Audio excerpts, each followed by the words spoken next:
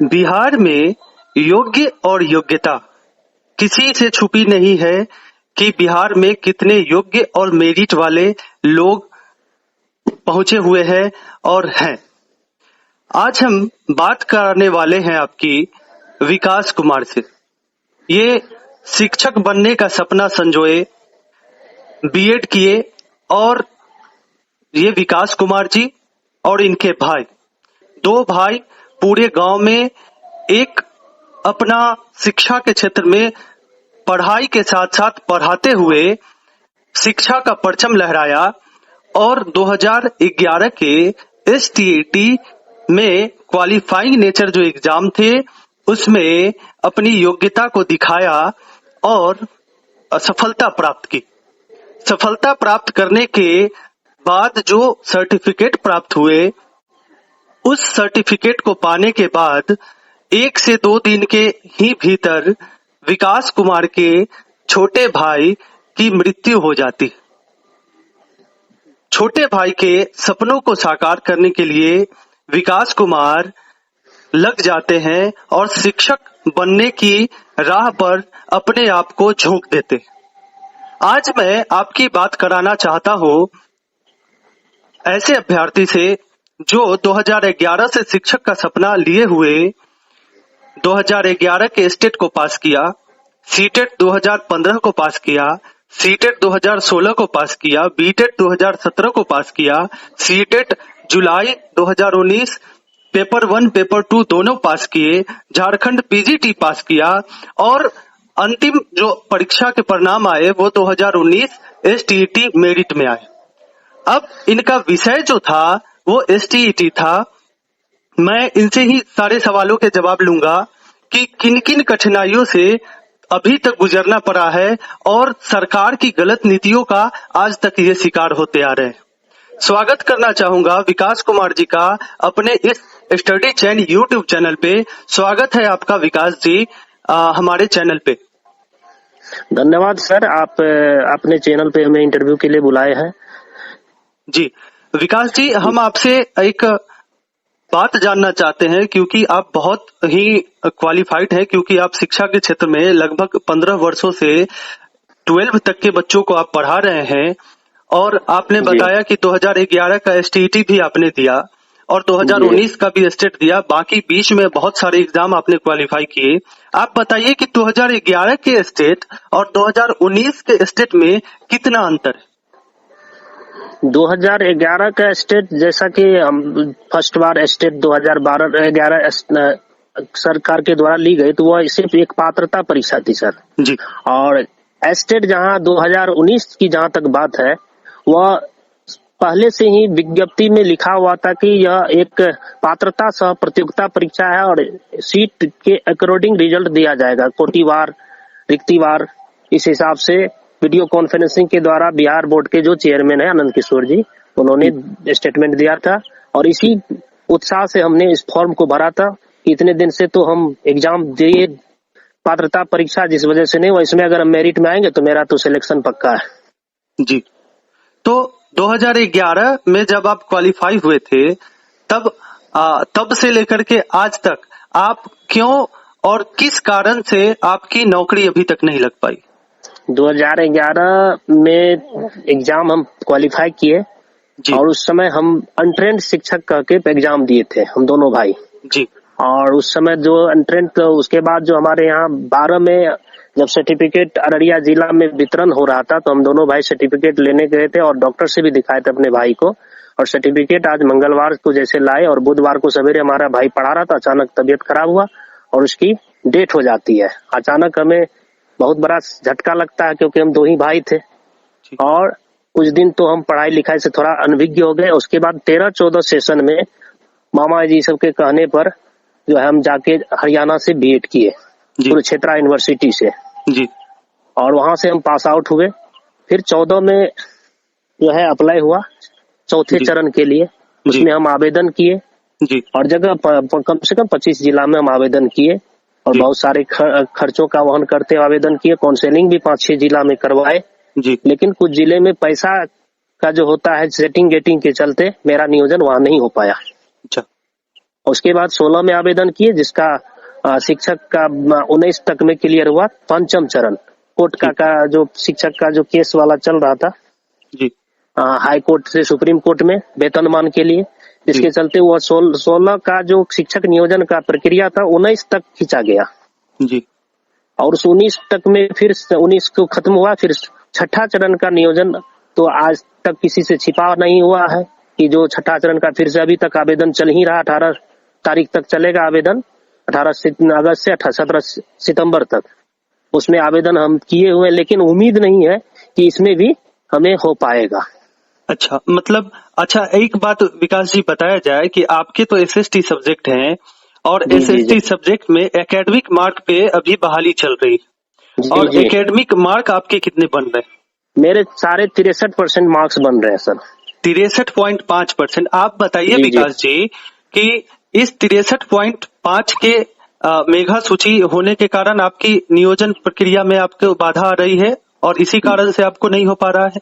नियोजन में ये बाधा तो ही है, सरकार जो है एसएसटी में सीट जो रिक्ति होता है वो पर्याप्त रिक्ति नहीं दिया है। जितने बार हमने आवेदन किया 500 से 1000 रिक्ति सभी बार आया और बार बार वहां तो वहां उसमें तो नियम है स्टेट 2012 में कि जो भी विद्यार्थी बीएड करेगा 5 साल के भीतर बार बार बीएड वाला संख्या बढ़ रहा है, इसलिए सभी बार जो है चरण में विद्यार्थी की संख्या बढ़ जाती है। विद्यार्थी का तो कोई निश्चितता है नहीं कि कितना विद्यार्थी प्रत्येक साल बढ़ रहा है और फर्जीवाड़ा तो किसी से छिपा नहीं हुआ। बिहार में एक ही स्टेट के सर्टिफिकेट पे बहुत सारे लड़कों का नौकरी हो रहा है जी। अभी भी उस पे चल रहे हैं, काम चल रहे हैं, डेली प्रतिदिन कुछ न कुछ खबर आ रही है कि इतने लोग फर्जी प्रमाण पत्र के साथ पाए गए। ठीक है विकास जी, हम आपसे अगला सवाल करना चाहेंगे। आप सरकार नियोजन इकाइयों की बात कर रही है जी। ये आपने 2011 में एसटीईटी पास कर नियोजन इकाइयों के धक्के खाए। इस नियोजन इकाई के बारे में आपके क्या विचार है? इस नियोजन इकाई के बारे में तो हम तो यही सरकार से उम्मीद करते हैं कि नियोजन इकाई को भंग करके फ्रेश एक सेंट्रलाइज्ड आवेदन लेना चाहिए। कम से कम विद्यार्थी को शारीरिक, मानसिक, आर्थिक सारी परेशानियों से बच जाएगा और नौकरी नहीं भी होती तो वो परेशानी से दूर रहता है।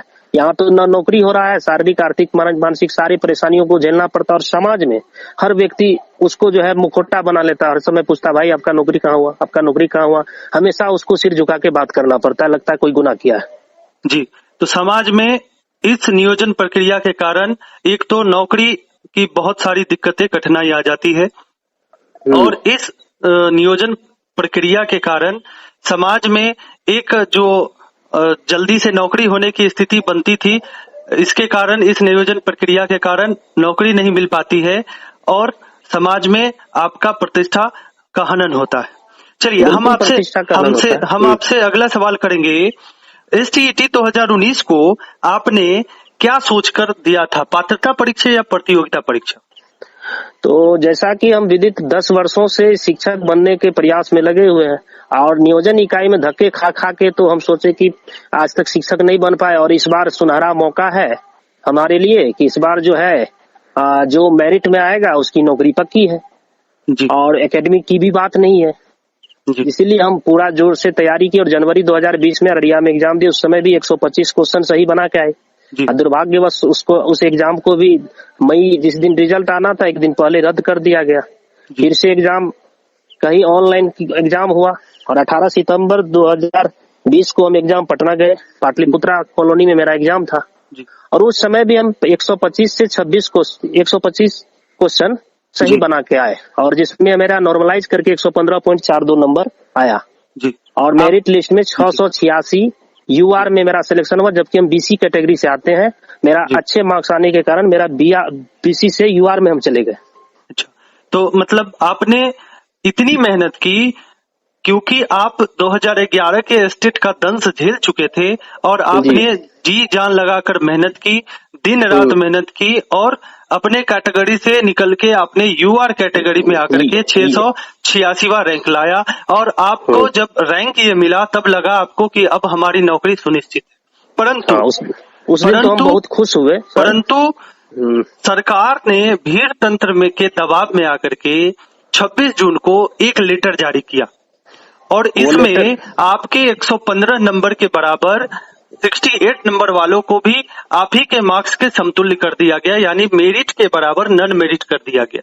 क्या आप इस सरकार से ने जो ये काम किया, ये कहाँ तक सही है? ये बिल्कुल गलत है सर। कभी मेरिट बराबर नन मेरिट हो ही नहीं सकता है, कभी फेल बराबर पास हो ही नहीं सकता है। हम तो सरकार से ये पूछना चाहते हैं, अगर कोई एमएलए अगर चुनाव नहीं जीतता है तो क्या आप उसको जीत घोषित कर सकते हैं उसे कि आप जीत गए हैं फिर से?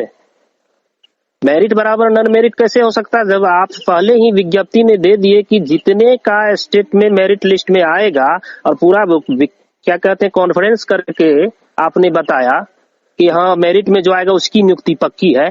तो आज नियोजन इकाई की बात उसमें तो कहीं भी नहीं लिखा हुआ है। मेरिट और नन मेरिट अगर ऐसा हो तो बिहार का तो भविष्य तो ऐसे ही 1 लाख फर्जी शिक्षक से बड़ा पड़ा है। 5 जो कैलेंडर का स्पेलिंग नहीं लिख पाता है, संडे मंडे नहीं लिख पाता है, तो वैसी ही दुर्गति होगी शिक्षा व्यवस्था की। मेरिट बराबर नन मेरिट कदापि उचित नहीं है। यह तो सरासर जो है एक मेधावी छात्र के साथ जो है उसका हत्या है मेधा का। जी, अगर ये लेटर अगर रह जाती है, क्योंकि मामला कोर्ट में चला गया है इस लेटर के बाद, अगर ये लेटर अगर रह जाती है तो इस लेटर के बाद क्या आपको लगता है कि आप नियोजन इकाई से आपको नौकरी मिल पाएगी? क्योंकि आपने 2011 से ही नियोजन इकाई के जाल को देख रखा है। तो मेरिट बराबर अगर नन मेरिट अगर कर दिया गया है तो क्या आपको लगता है कि जितने भी लोग आ जाएंगे उसके बाद आपको एकेडमिक मार्क्स पे आपकी बहाली हो पाएगी? आज तक तो नहीं हुआ और आगे भी उम्मीद नहीं है, क्योंकि इस बार तो कहा जा रहा है कि बीए और बीएड को जोड़ के बीएड में कैसे मार्क्स मिलता है यूनिवर्सिटी में, यह कौन नहीं जानता है। जितना पैसा देता है उस हिसाब से 80% 90% ऐसे बोल के मार्क्स दिया जाता है। मतलब नहीं पता। मेरिट में आने के बावजूद भी इस बार भी आपको सरकार की गलत नीतियों का शिकार होना पड़ सकता है और होना पड़ सकता है, और हमारा जो शिक्षक बनने का सपना है वो अधूरा ही रह जाएगा। और लग रहा है कि सरकार के इस 26 तारीख के लेटर के कारण मेरिट वाले अभ्यर्थी फिर से सरकार के गलत नीतियों का दंश झेल सकते। चलिए हम आपसे अगला सवाल करेंगे विकास जी। मेरिट में आने के बाद आपको क्या लगा था कि नौकरी अब आपको मिल जाएगी? क्योंकि मेरिट में हूँ और मेरा रैंक 686 है, परंतु सरकार की गलतियों के कारण अब आप फिर से उसी जगह पर है जहां 2011 में आप थे एसटीईटी पास होने के बाद। बिल्कुल ऐसा ही लग रहा है। सिर्फ ऐसा, क्योंकि जिस दिन 21 जून 2021 को जब मेरिट लिस्ट जारी किया गया तो हमें एक दिल्ली में मेरा फ्रेंड है तौहीद आलम, वो बोला कि आप फिर से रिजल्ट देखिए, इस बार मेरिट दिया जा रहा है। हम कैसा है हमें मालूम भी नहीं था, हम तो सिर्फ ये जाने की रिजल्ट आ चुका है। हमके रिजल्ट तो पहले भी मेरा हो ही गया था, तो अब क्या देखना है। तो हम फिर से रिजल्ट देखे तो मेरिट लिस्ट में हम थे और उनका 94 नंबर था, वो मेरिट लिस्ट से बाहर था। और हमें तभी बहुत खुशी हुई और एक कि हम जो है अब हमारा नौकरी पक्का है। उस रात हम बहुत खुशियां मनाए कि अब तो मेरा क्लियर हो गया कि हम नौकरी पक्का है। लेकिन कुछ जो अराजक तत्व कहा जाए, ऐसे अनपढ़ गंवार जो है, बिहार मेघा के लिए जाना जाता है, बिहार चाणक्य की धरती, आर्यभट्ट की धरती है, लेकिन हमारे बिहार राज्य में ऐसे शिक्षा मंत्री भी है जो मेरिट बराबर नन मेरिट कर दिए 26 जून की लेटर जारी करके। हमें कभी कभी ये लगता है कि हम शर्मिंदगी महसूस होती है कि हम ऐसे राज्य में निवास करते हैं जहाँ विजय चौधरी जैसे शिक्षा मंत्री घटिया दकियानुसी विचार वाले रहते हैं। अब थोड़ा सा विकास जी आगे बढ़ेंगे। जी बोलिए। क्योंकि एक रिजल्ट आया था 12 मार्च को जी, और दूसरा रिजल्ट आया था 21 जून को जी। बहुत सारे लोग जो हैं वो कहते हैं कि 12 मार्च के रिजल्ट और 21 जून के रिजल्ट में बहुत ज्यादा अंतर है। 12 मार्च को कुछ लोग क्वालिफाई थे और 21 जून को जो रिजल्ट आया उसमें बैकडोर से एंट्री हो गई, पैराशूट लैंडिंग करा दिया गया मेरिट वालों को। इस पे आपके क्या विचार है? इस पे तो हम बस यही कहना चाहते हैं, जो व्यक्ति असफल हो जाता है, जैसे कि कोई बंदर है अंगूर खाना चाहता है, अगर अंगूर नहीं खा पाता तो उसको उसमें खोट निकालता है, कहता है कि अंगूर खट्टे हैं। और वही बात नन मेरिट वाले के साथ हमें हंसी आती है कि वो बोलता है कि बैकडोर वाले। जहां तक बैकडोर की बात है भाई, 12 मार्च की रिजल्ट और 21 जून के रिजल्ट को देख लो, जहां तक आपको संदेह है तो या सीबीआई जांच करवा लो, सरकार से मांग करो। ऐसा आप मेरिट को खत्म कैसे कर सकते हो यार? जी, तो मतलब बैकडोर पैराशूट लैंडिंग जो कहते हैं वो बिल्कुल बेवजह है, जिसकी कोई बुनियाद बिल्कुल नहीं। ही निराधार बात है, ये बेबुनियाद बात है।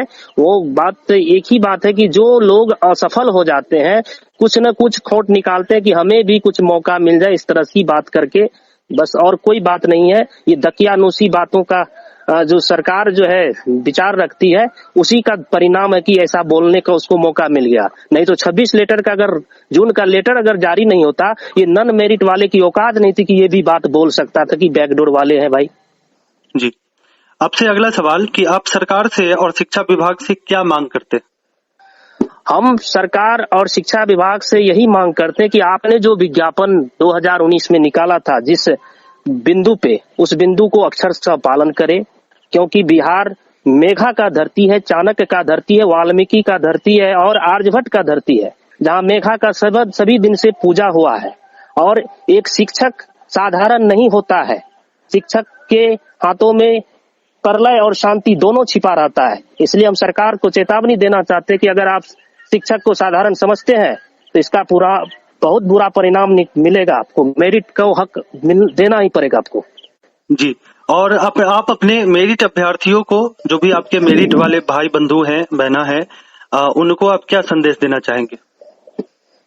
हम मेरिट वाले बंधु भाइयों बहनों से कहना चाहते हैं कि आप जरूर अपने आप पे विश्वास बनाए रखें। जिस विश्वास से आप मेरिट में आए हैं, उसी विश्वास से आपको